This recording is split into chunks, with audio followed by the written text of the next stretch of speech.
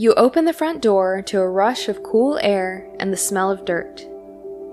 It's early enough that the birds are still asleep, and even though you can't see it, the earth around you is teeming with life. Worms, bugs, and deep roots hold the land together.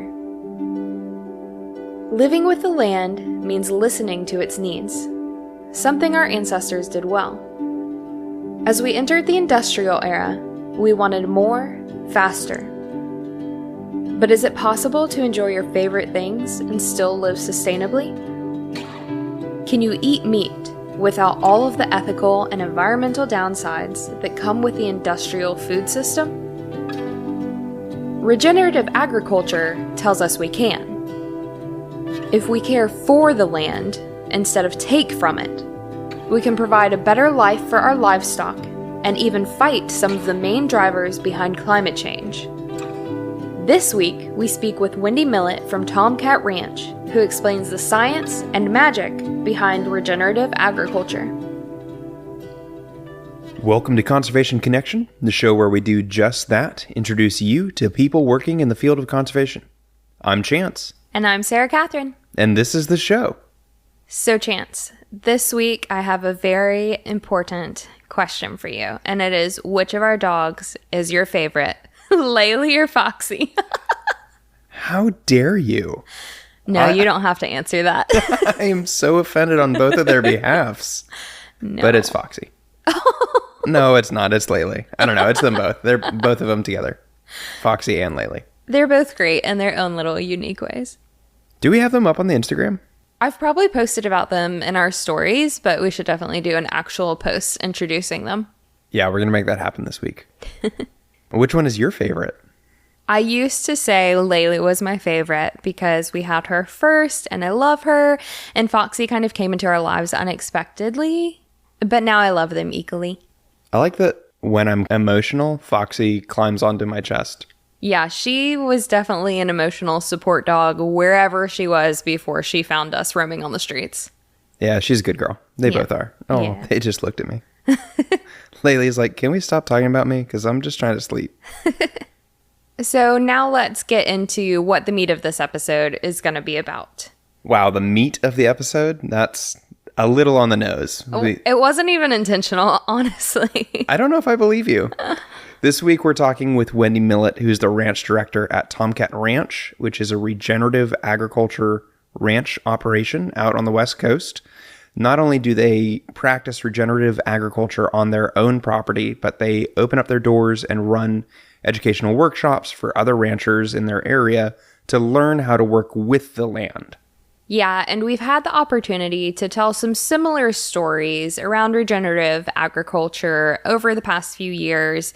And actually, a lot of them do come from the Sun Valley Forum, where we recorded this episode. And I think some of our listeners may assume, oh, you're going to an environmental conference, you're meeting all these people, everyone's going to be vegetarian or vegan, and that's not the case. Although I will say that the Sun Valley Forum had some awesome vegetarian food for the attendees. As somebody who's not a practicing vegetarian, I was pretty impressed with the food that they had.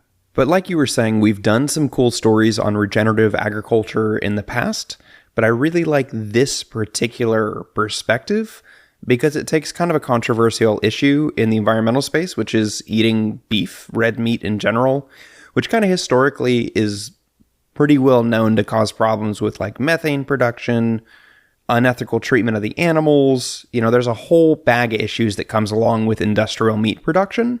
But the way that Wendy Millett and Tomcat Ranch are producing their livestock is totally different from how you think of beef production in general.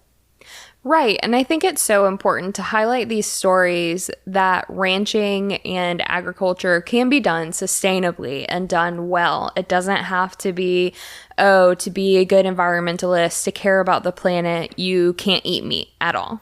Yeah, and I think it's important in my mind to not think of this as like, oh, we're having the lowest possible impact on the planet when we choose this type of beef. We're actually supporting agricultural practices that rebuild soils And when you rebuild soils, you're capturing carbon, storing it in the ground for 1,000 years. You're improving the soil's ability to hold moisture, which both reduces the threat of drought and of flooding because there's more spaces for that water to soak into. You're increasing biodiversity by allowing for not monocropping. There are all of these, what did you call them, co-benefits that go along with this style of agriculture. So it's not just that this isn't bad beef. It's actively good beef that is promoting a healthy planet. Right. And I hadn't even thought about some of the points that she made in this episode that we're about to get into, of just all of the co-benefits, like you just mentioned, that go into regenerative agriculture. It was really a great conversation around that, and actually brought us back to the time that you spent working on a ranch when you were growing up. And that had its own benefits, and being a teaching ranch, and just like you just said, bringing nutrients back into the soil, rebuilding that soil. So I want you to tell our audience a little bit about that story and what the Bamberger Ranch does and what it was to you. Yeah, so I grew up in San Antonio, Texas, and about an hour north of us is Blanco County. And in Blanco County is a ranch called Selah Bamberger Ranch Preserve. And the basic story behind it is that J. David Bamberger came from the Midwest 50 years ago and bought the worst piece of land in Texas that he could buy because he always had dreams of taking a terrible piece of land and restoring it. Over the course of a couple of decades, he removed a lot of the ash juniper trees that grow when there is no fire or grazing on the property and replanted native grasslands. By putting the grass back in, it refilled the aquifer in the area, and it turned what was literally 5,500 acres of ash juniper trees into a thriving grassland where he could have heads of cattle on it again. So I was very fortunate. I honestly was so young that I don't even remember how my family made a connection with the Bambergers, but from a very early age, 7 or 8, I would pretty regularly travel out to the ranch, and they do education, and I got to be mentored by J. David and by Margaret, and just be on the land with some people who really knew what they were doing. So I, built a love of the Texas Hill Country. I mean, standing there, you've been there, right? You're standing there and there's limestone bluffs and there's this beautiful grass. And at night, there's bats coming out of the chiroptorium where they've studied them. And it's just an incredible piece of property. So when I got older and I had a little bit of time in between my sophomore and junior year of college, I asked if I could intern with them for a couple of weeks and go live on the land and just see it from an adult perspective as opposed to the kid that kind of grew up there. And I lived on a cabin, kind of an off-grid cabin, and one of the most important lessons I learned is how they do prescribed burns on the ranch, which is the process of intentionally setting things on fire when there's not much fuel so that you keep the grassland healthy and it doesn't build up to the point that you can have a catastrophic wildfire. Right. And if I remember correctly, that story didn't go how you wanted it to go. Well, to be fair, I was learning how it worked, and I did set the ranch on fire. But not as bad as it sounds. Not as bad as it sounds. We did contain it. It could have been a lot worse, but I learned firsthand how quickly a wildfire can spread if you don't have the proper containment in place. Yeah, which was terrifying. Basically, I was told, hey, we've got this line set up. Go set fire to everything on this side of the line. But there was a very large brush pile that we kind of all forgot about, but I was told to set fire to everything, and so I set fire to the brush pile too, and those flames got really big really fast. Luckily, we had the water trucks come in. It wasn't a big issue, but... not your fault. I mean, you caused it, but they kind of told you to do this. I caused it, but I misinterpreted the instructions. Sure. Blame all around. Nobody got hurt. We didn't burn any buildings. It was fine. There were a couple of fire departments called, but it was a slow Sunday. They had nothing to do. Yeah, we were lucky enough to have our engagement party actually out there, and it was just an amazing experience for me to get to see this place that you grew up going so often. It's also really cool. One of my favorite things that has nothing at all to do with this episode or anything that we ever talk about is the fact that at the Bamberger Ranch, they have a section where there are these fossilized dinosaur tracks. And that's just the coolest thing to me. Like, I love history and like prehistoric and like everything dinosaurs. And just anytime I get to see a fossil or something like that, I totally geek out. So that was so cool. Yeah, I mean, to like look at the ground and be like, oh, that's a footprint of a dinosaur. It walked right here. Yeah. I think is so neat. Insane. Yeah. And I mean, we were out there for so long. And actually, the time before that, when we were visiting and I first got to experience these dinosaur tracks, we were both tired. We had been up like early watching the bats come out of the cave. And we were like, you know what? We need a nap. Let's nap on these dinosaur tracks. Like, who else can say that they've taken a nap on dinosaur tracks? And the limestone was like nice and cool. It was under a little shade. It was a lovely experience. 10 out of 10, highly recommend. But we probably weren't supposed to do that, so don't tell anyone. Before we jump into the interview, I've got a bunch of stickers and stuff that I need to send out this week. So I'm sending out an alert. If you guys want free stickers, you can text the hotline at 706-505-0582. Shoot me a text. Let me know how you found Conservation Connection, because we're always trying to figure out how we can grow the audience. And I'll send you a free sticker pack. And with that, let's get to the show.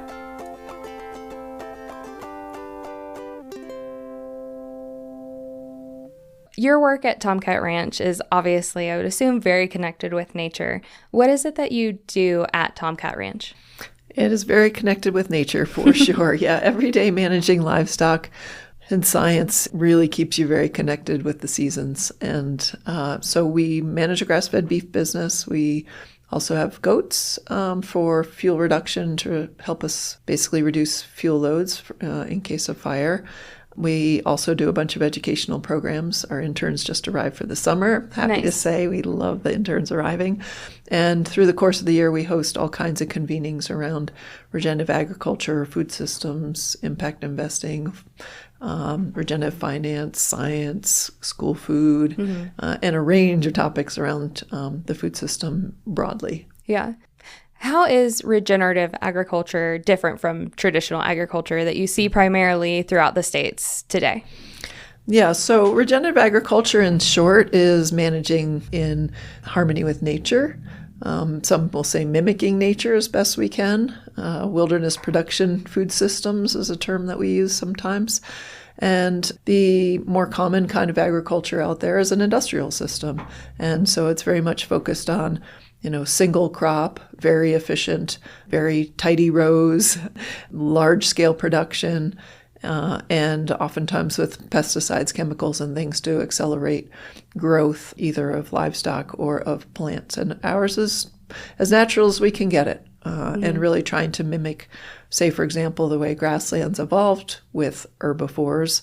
We don't have wild herbivores, but we've got a proxy in the form of our goats and our cattle. And so it's the variety of ways that we try to increase the biodiversity and the water cycle and the nutrient cycle and the carbon cycle, using those animals the way that nature's always done, and really with photosynthesis as a core piece of, the magic of growing plants. Oh my goodness, we thought there was any technology as good as that. Right. I mean, there's so much conversation about like, okay, we have to create these technologies to pull carbon out of the air. And it's like every photosynthetic organism on the planet at a cellular level has been optimized to do that for the last several billion years. Like, we are so far behind the curve in like trying to do something better than a R&D project that's been happening for billions of years. Plants take carbon, they use energy from the sun, and they lock that carbon into sugars and biological tissues, and they release oxygen. They're literally taking CO2 and releasing O2 and just stripping that carbon atom off and pulling it and putting it down into the ground and into their tissues. And that's what we need to be doing more of.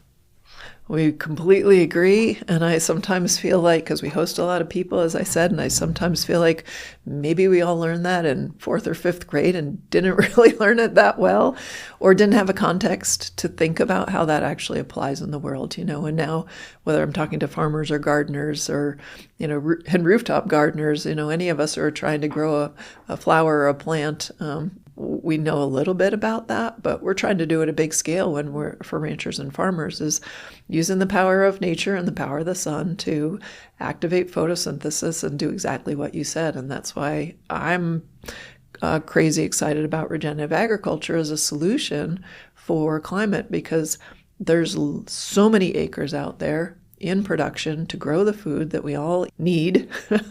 So why not all at the same time have it deliver a whole bunch of what we call co-benefits, How long have you been with Tomcat Ranch? Yeah, I've been there 12 years almost. Okay, Yep. nice. And in that time, have you seen regenerative agriculture become more popular with other farmers, or do you still feel like there's not that many people who are catching on to it quite yet? The movement's grown like crazy. Yes, indeed. That's awesome. I'm sure you've seen it too. That said, there's still many, many people who they've certainly, I would say, lots of people now have heard about it. And, whether they call it climate smart ag or regenerative ag or a range of other names, then it's just growing. And then there's a big question about, well, what is it? And so there's a huge fight now about definitions about regenerative agriculture and what it is and what it isn't, and what it should be. And so it gets complicated, but I always try and get back to talking about the soil, talking about photosynthesis, as you said, and trying to most naturally grow food. Our mission statement at Tomcat Ranch is to raise healthy food on working lands in a way that restores the planet and inspires others to action. And many people will say, well, we can't raise enough food for 20 billion people and that whole thing. And I guess time will tell, because I'm not sure we're going to be able to raise it using the industrial system, given the cost of fertilizers and, the fossil fuel reliance that we have in the industrial system, versus how you and I could go out to our garden, if we're so lucky that we have one, but, or a community garden or a rooftop garden or a ranch, and really activate photosynthesis and try to mimic the natural processes to grow our food. And as I said, provide all these co-benefits. I can't say it enough times, because I've been on farms that are not regenerative, and I've been on ranches that are not regenerative, and I've been on conservation lands that are not regenerative, and they're not, that biotic pump is not pumping, and we're not doing enough, even as much as we love our lands in many ways, to get these ecosystem cycles working. And we've really impaired them from past practices over the last 70, 80, 100, 200 years. So if I were to, this is going to be a good test for me as somebody who grew up in Texas, to try to describe a little bit of, at a very basic level, what ranching is. Basically, you've got this plot of land. You may have it divided into different paddocks or pastures that you can graze in. And you're letting heads of cattle be out on that land to graze of their own right. You may be supplementing their food with grain or whatever. And in a sort of a more traditional agricultural sense, you're adding things onto that land like nitrogen, phosphorus fertilizers to increase the amount of grass that grows in an area, so you can have more cows on that land and make more money on the same amount of land, right? Was that the industrial or the regenerative? I heard a little mix. That was the original industrial. Give or take, yeah. Okay, so correct me. How would you describe? So most typically, all of us who raise livestock have our animals out on grass for at least the first part of their life. And how that ground is handled at that point, it could be fertilized as you proposed, but oftentimes it's not. A lot of the Western ranches, which are way too big to bother to fertilize, are raising those young animals into a certain point. But the big turning point where the industrial system goes versus the regenerative folks is we keep our animals on the land for longer. My goal is that our animals are on the grass 100% of their life. And the industrial system, in order to fatten up their animals more quickly, they'll put them over into the feedlot system. And that's when they become, stacked in very high intensity animal feedlot areas and fed the corn and soy and the other inputs that then become where really all the heavy and reliance on industrial becomes the paradigm there. So it's more like when they're in the feedlots, you're relying on this land to grow stuff like corn and soybean and stuff that requires really intensive, chemical additives to grow efficiently, so that you're bringing that into the feedlots to feed the cattle. And in regenerative, the cattle are grazing on grass for as much of their lifetime as possible? Well, it ranges. livestock. I mean, it's a complicated business. So ours is 100% grass-fed. So as I said, we'll keep them on. And that's our commitment to really, caring for those animals to the last day, in nature. But plenty of our friends in the space who are still practicing regenerative practices also make a choice for economic reasons to go into a feedlot system or to feed some kind of supplement on their ground, because finding 365 days a year, keeping your animals on a single piece of ranching, and then other people move their cows from their home ranch to another ranch because you're basically having to feed animals for 365 days a year. So depending on your climate, where do you go? And so it is complicated. And the thing is, too, is there are a lot of subsidies in the industrial system. So there's a huge, economic choices that you make. And our food is very underpriced. I know people, are always unhappy that our food costs so much. So I'm not arguing for what those prices are. But from the standpoint of a producer, most folks aren't making a ton of money doing this business in livestock. And so making some choices that they have to make about how they're going to make sure that that animal gets harvested at the weights that that is needed for the marketplace. When the profit margins in this business are so razor thin, it can be really enticing when there's a government subsidy that says, hey, I will pay you more for this type of product or harvest at this weight or in this way. And you've got a family to feed, right? You're not doing this because you love it.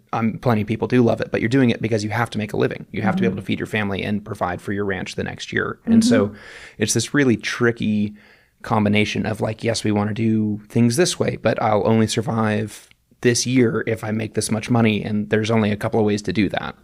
Yeah, well, even in people in our very purist regenerative folks who really care about the land and the benefits and, are working to improve their land through their grazing animals, including people on my team, then you have a choice to also how do we keep that price of beef low enough that anybody could afford it? Because one way that people in the non-industrial system are figuring out to go is farmers markets, direct to consumer. They're playing a different game. They're looking for really high price points and differentiating that way. And that's great. It's certainly making a difference for some number of family farms to go that route. But then, you start going, wait, but that doesn't mean everyone has access to that food. And so you can have a little bit of a moral dilemma. It's like we're trying to do the perfect life for our cows and our livestock. We're trying to do a perfect life for our biodiversity and the water cycle and everything on the land. And meanwhile, at the end of the day, we have this amazing food product, which arguably is very nutrient dense because nutrient density comes from the soil. And if the soil is healthy, then the food is healthy. But if that food's so expensive, then so everyone in the cattle industry is making their choices for a variety of reasons and values, because there's a lot that goes on to raising livestock and getting it to market. Yeah. Yeah, it definitely seems like a very complex system. Something else I wanted to touch on is I feel like a lot of the times in the ranching industry and jobs, you don't see a lot of women who run and work at ranches. What has your experience been? Do you have a lot of women on your team? And I know you also do some training getting more women into ranching. I do. Yes, I love supporting women in this space. I would say women have always been in ranching, but they've tended to be part of a couple because ranches have been and farms have been in families. And so that's been the way. But the industry organizations have tended to be for typically the men. And you can understand why. The women were probably home also taking care of children in addition to, and all of the things, right? So we have quite a few women at the ranch. Our owners are, both are a couple, but Kat is the one who spends the most time thinking and worrying about and brainstorming with us about strategies. Is the couple Tom and Kat? Yes. Is that okay? Yep. I just made that connection. That's why it's called Tom Cat Ranch. I literally was about to ask the same question. That's amazing. You were like, her name's Kat, and I was like, wait. Is his name Tom? Good. You got it. Now we can continue, but I had to ask. Yes, exactly. And we have several people. Right now, our whole goat team, there's 3 of them, and shepherdesses. So we have 3 women on our team, on the goat team. We've had women on our cattle team as well, but currently there are 3 men on our cattle team. And a program called Women in Ranching is a program that I got to help start with some other women a bunch of years ago now. And it actually started pretty organically. We were at a conference, kind of like this, and we were hanging out and chatting outside the cafe and looking around at a sea of men in our livestock industry. Yeah. And one of the women said, it'd be really fun if we could ever someday just go to a conference with women. And it started out as a funny conversation because we're like, the gloves don't really fit women very well. Right. And so we started on some practicalities. Anyway, long story short, we hosted the first, we call them circles of about 25 women at a ranch called Piscini's Ranch, which is on the California coast, not so far from us. I thought there would be a few women who would sign up. We were oversubscribed, signed up to do a second circle. That was a Tomcat Ranch. The ones who couldn't make it to the first one came to the second one. There was high demand for another one. One of the women at that second circle said, I want to be like the program manager of this. And over the years, it's now launched into its own nonprofit called Women in Ranching. And we host circles over many years now and create a network for women to support each other. And, not just in the circles, but ongoingly, and talk about the topics that are specific to how they like to manage land, how they think about agriculture.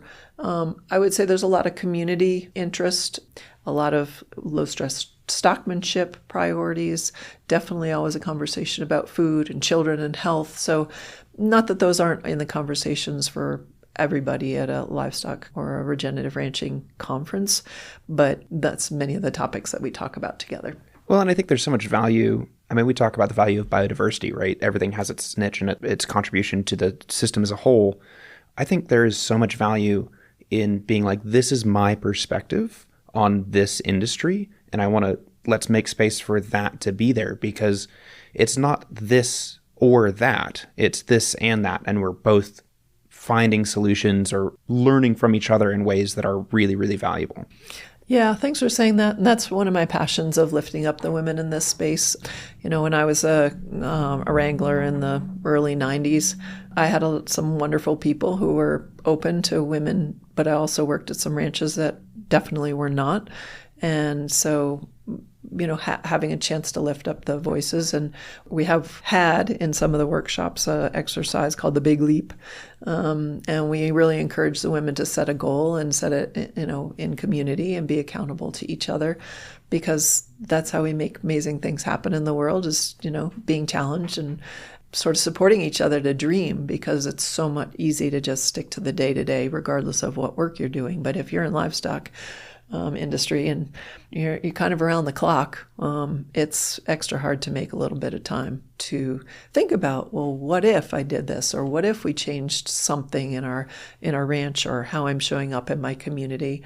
One of the women, for example, her big leap was that at the cattle meetings, she would typically go and talk to the women and talk about the kids and just, community stuff. It's sort of the first table that she ended up with.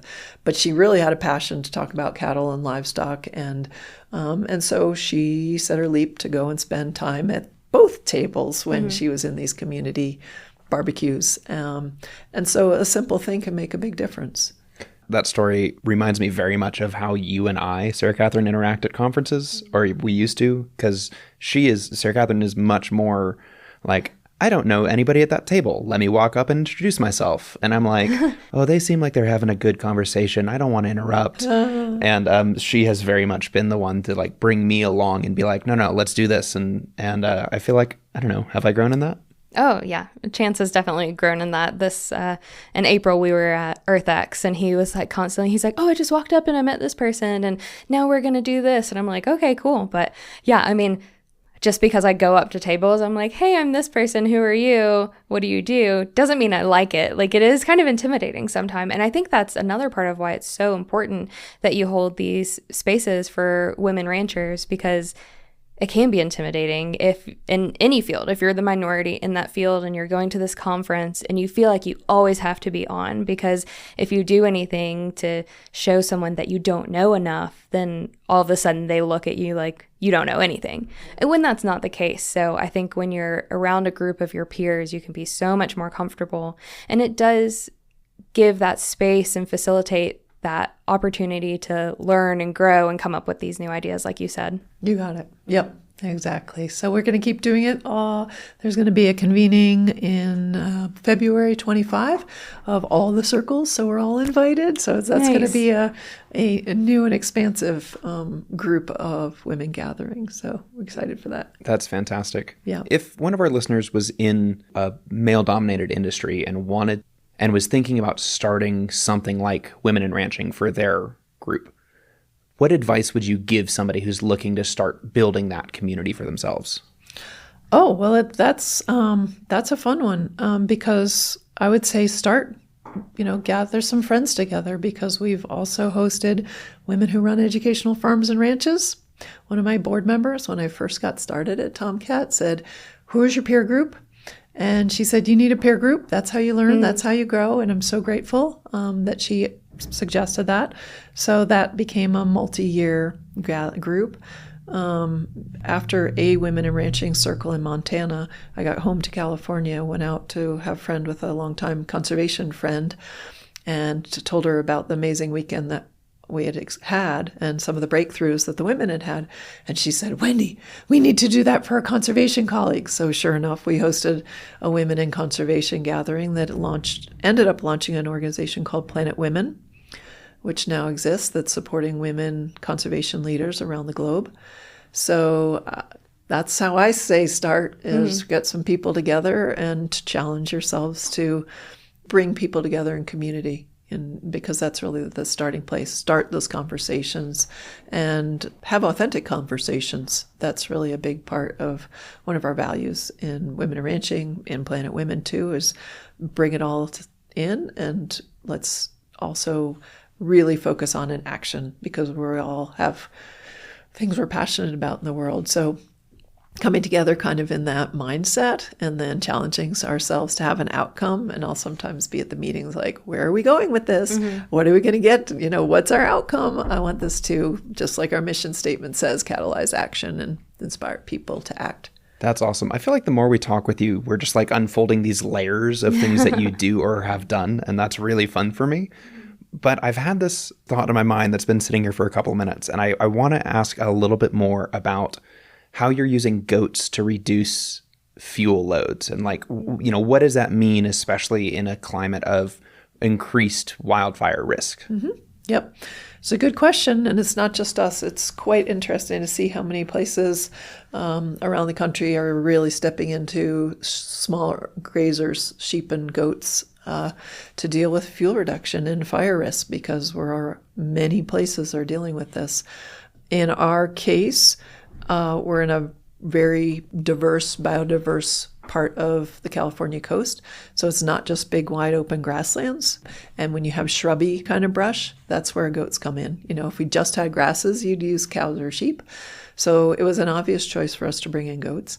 And it was a really obvious choice because a fire that we fondly in California call the CZU fire was a 70,000 acre fire that came a half mile from our gate. Oh my gosh.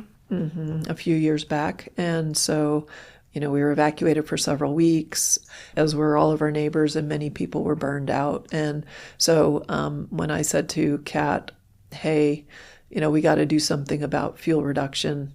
And CAL FIRE for a long time had said, oh, it rarely burns in the coast. We don't have to worry, because we always get fog all summer, and that keeps the temperatures cool. So even as long as I've been at Tomcat, we've never really been worrying about fire. And then just more recently, the climate's been changing enough that CAL FIRE has been saying, we need to worry about this. And sure enough, the CZU fire was a series of lightning strikes, and it was a huge fire. So we've also started a 10-year prescribed burn plan with CAL FIRE, where we systematically go through and do some prescribed burns. But in the meanwhile, all around the buildings at the ranch, just bring in the goats. Yeah. Bring in the cows too. And in many cases, we're trying to get to work more with CAL FIRE so that our grazers are working in partnership with CAL FIRE to cut lines, to prep for prescribed burns. Just it's crazy when the big fire happened. CAL FIRE wanted to come in, bulldoze these big fire breaks, basically. And the ranch team were like, can we go in and graze it? Like we could do, it's not how we normally do it, because normally we leave a lot of feed for next year, and that's part of the regenerative way. But in this case, livestock, they're a tool. If we want to get them to overgraze an area and get it down to dirt and get, you set it up to be a good fire break, we could do that. So we're doing, both strategies depending on where at the ranch. Again, using the tool methodology is like, okay, around the main buildings, graze it really hard, getting ready for fire season. The rest of the year, they graze more strategically, like to minimize brush or to deal with some species that are less desirable to us. And so it's really interesting, and it's definitely picking up. There's a shortage right now generally around the California coast for grazers to lease to come up and get a contract grazer to come in and do fuel reduction. I have a friend in New York who left her city job to go and become a grazer for this reason in New York State. So I'm sure there's many more. There's a grazing school of the West that just launched from one of our women in ranching members, actually. So to train more people in this space about grazing, because it's a wonderful service to provide a community. As you were talking about that, I was remembering where we are in, Georgia. Kudzu is king. It's, an invasive vine that covers everything. And one of the most cost-effective ways of reducing kudzu coverage is just putting small grazers on the land, which typically in our area is goats, because I think sheep would overheat very quickly in our summers. But literally like hiring, a small herd of goats, 15 goats, to hang out on this property line fenced in for a while and eat the kudzu down to the point that it has to spend more energy to put out new shoots the next year. Do that a couple years in a row and it eradicates the kudzu. Yep. That's the magic of goats. Yep. And they're of grazing animals, broadly, but the goats, because they'll stand up on their hind legs, and so they'll eat up high into the bushes or the trees, and, because the kudzu is a climber, right? Mm-hmm. And so, yeah, it's pretty amazing. And some of the benefits that you see too, while they're doing all of that, are getting rid of things you don't want, where we've put them in and they're grazed, we also see a huge transition of the vegetation, because also you're getting their manures in the urines, which is the feed for the bacteria in the soil. And so we're seeing healthier grasslands come up after they've been through. So that's a pretty neat side benefit, right? Because if you put them in there thinking, oh, I put them in there just to do with kudzu, it's like, wait, you're in an ecosystem. I'm They're also having all these fertilizing other my benefits. soil, and I'm, providing all of these other benefits. Yeah, that's fantastic. And that really is at the heart of regenerative agriculture, right? Is that we don't have to pay and use synthetic things to do every piece of machinery. The biopump, like you said, will do it itself. It's been doing it for way longer than we've been around. So if we can work with these species and livestock to make that happen, everybody wins. That's right. Yeah. Yep. And so then you get to the big sticking point is who has fencing to keep in livestock and who has livestock and who's willing to do it. And I'm hoping that, say like Grazing School of the West trains a lot of the next generation. And this is a really amazing, satisfying business to be on the land, working with animals, something I've always been passionate about doing, obviously, because I'm still working on a ranch. That would be, every community could have their grazing herd or their kudzu fighting herd or their firefighting herd or their kudzu, but also in the proactive way, because in Regenerative Ag, one of our mantras is you manage for what you want. We don't spend all our time worrying about getting rid of the invasives, because the invasive plant is often telling us that the soil is depleted of some kind of mineral or some kind of ecological function, deeper roots, more nitrogen. And so it's also thinking about those livestock as the tool to help bring ecosystem health back. Mm-hmm. And if someone listening wanted to help support regenerative agriculture more, is there anything that they can do in their day-to-day life? Good question. I love to tell anybody to plant plants, anywhere they are, if they're gardeners or community gardeners or rooftop gardeners, just to be in touch with that photosynthesis, that plant, and for sure, we're always about advocating for our local farms and ranches and getting people to go to farmers markets and support. Ask your farmer and rancher what they're growing, how they're growing. So those are some immediate things. And then for sure, I'd say advertising. For me, advertising some of the amazing organizations that are working in this space and getting more people understanding what this is about, because there are many, many climate solutions that get heralded, and regenerative ag, again, pick your term, but nature-based solution, I to me, obviously biased because I'm on the land thinking about it all the time, but I really think we need to have as much conversation about the positive benefits that this solution provides as we are conversations about, what we can put into space and where we can, put carbon into a frozen barrel in the middle of the planet or something. Right, So exactly. that's what I advocate for, because I just really feel that it's an achievable solution, because I know land managers out there around the world who are eager to feed their community and eager to make their land healthy. So activating them, one of the reasons they will be activated is because consumers care. Mm-hmm. Yeah. I mean, I really just want to give a kudos to you and to Tomcat Ranch in general for being a teaching ranch, a ranch that is doing education to other ranchers, because it's so necessary. And I think that in the kind of mainstream environmental discussion, I think that politics really enter into the conversation really aggressively, and it prevents people who love the land and who love their animals from feeling like they have a place in that environmental movement sometimes.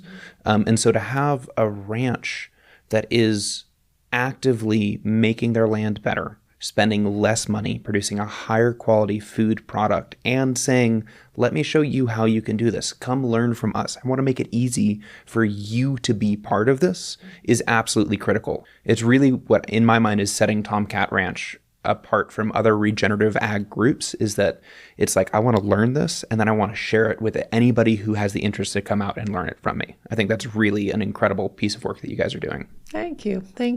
Well, I'm flattered, and I think we all always want to give credit to other folks, and there's increasingly more regenerative educational ranches and, soil health organizations coming out there. So I'd say that's another sign of hope that I have, that it's more accessible as there's more places, because one of the principles of regenerative ag is context matters. So what works in our part of California isn't what's going to work in Georgia.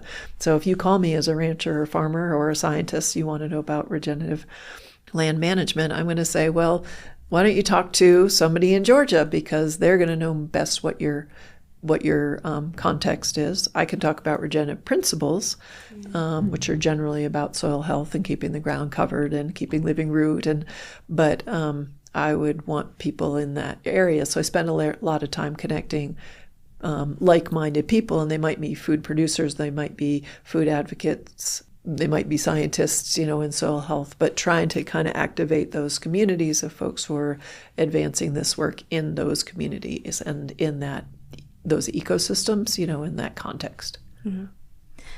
Well, thank you so much for joining us on the show today. I'm really excited for our audience to hear this. I think it's a different story that we don't get to share as often as some of the other stories we cover. So thank you again.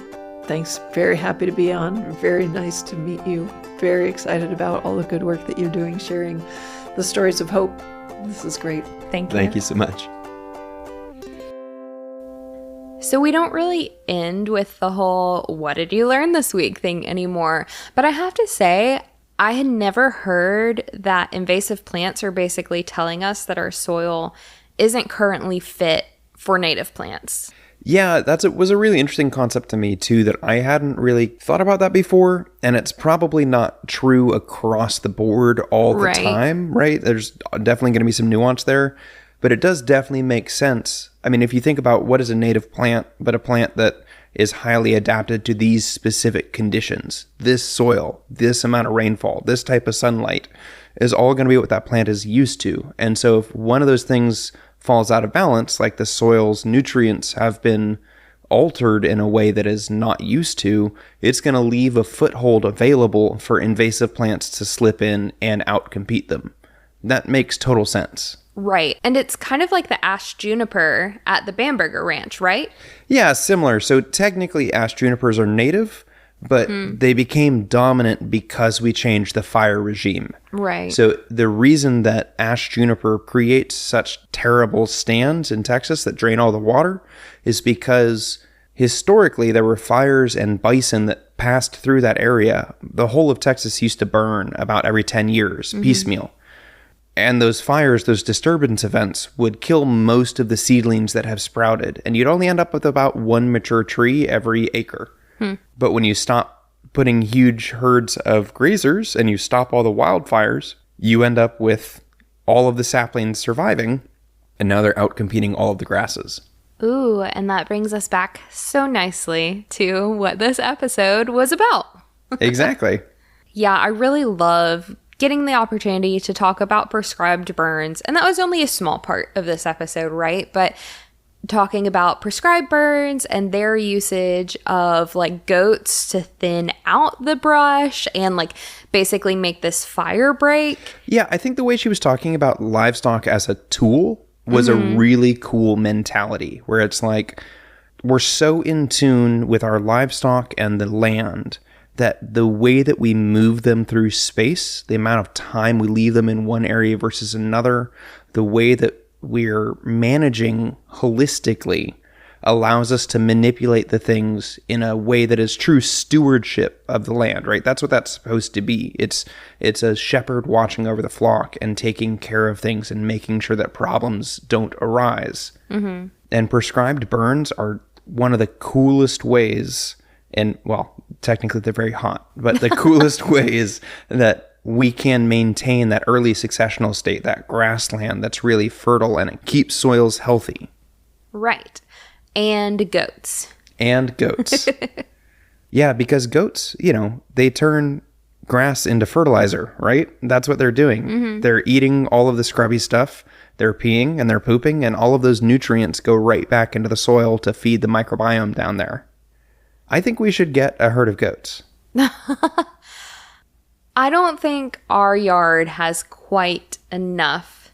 What about just one little goat? Goats. One little goat. Maybe a little goat. The dogs would love that. An extra friend. Yeah, I think Fox would love that. Yeah. Speaking of that, it reminds me when my grandmother Kathy had goats brought to her house. Yeah, to control like the kudzu, which we have like crazy here in the South, that just grows over everything. And so you have to manage for it. And she had, I think, like an acre or two in a lovely little suburb. I mean, she was not out in the boonies. She was in like a nice neighborhood in Atlanta. Yeah, it was just like the subdivision, and she had this area in her yard that was fenced in and just not used. And so it was really overgrown, like Chance said, by kudzu. And so she hired this company, and I'm pretty sure it was like their first time renting out goats to do this kind of work. Because their other job was like goat yoga, was what they normally did.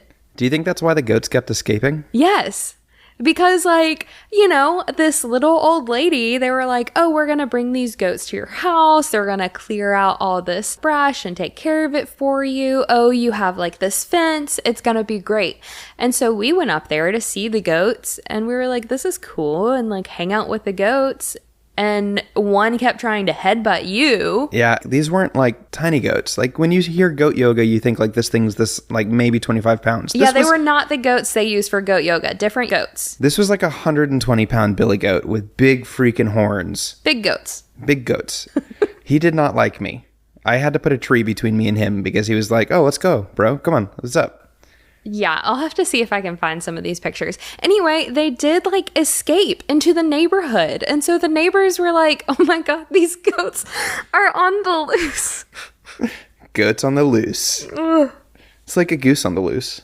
Anyway, they had to come get the goats. They had to take the goats back.